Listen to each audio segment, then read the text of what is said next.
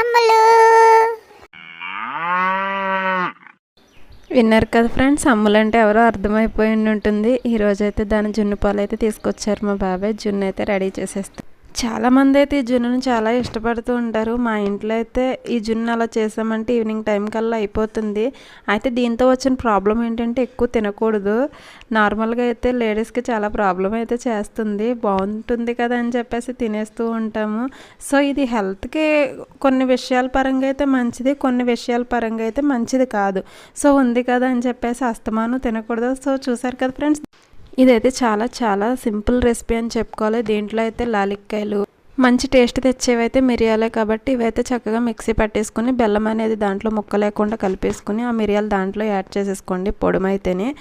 అంతే friends, double boiling చేసేసేయండి. మన జున్ను అయితే రెడీ అయిపోయింది. టేస్ట్ చేసేయండి. నచ్చితే లైక్ చేయండి, షేర్ చేయండి, సబ్స్క్రైబ్ చేసుకోండి. Bye friends.